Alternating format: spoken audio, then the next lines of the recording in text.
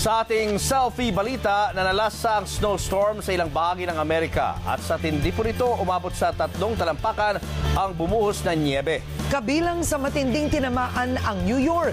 Isang bayan patroller natin mula doon ang kumuha ng video at may kwento po sa atin sa naging epekto sa kanila ng snowstorm. I-selfie balita mo yan, Nelson Lardizabal.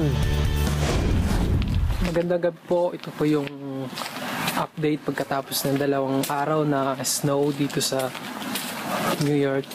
Makikita nyo po, tambak po yung mga yellow. Wala naman pong masyadong na-aksidente dito o na-stranded dahil maaga pong sinuspende ng government yung mga trabaho at pasok ng mga estudyante. Okay. Makikita nyo po halos natakpan na yung mga sasakyan ng yellow. Dahil pagkatapos po ng storm, di naman umulan kaya continuous po yung yellow at saka hindi agad natutunaw.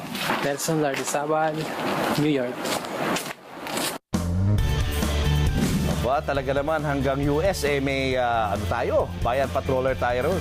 Mabuti at ligtas kayo dyan matapos ang snowstorm, Nelson. At dahil naging sapat ang mga babala, naiwasan na aksidente.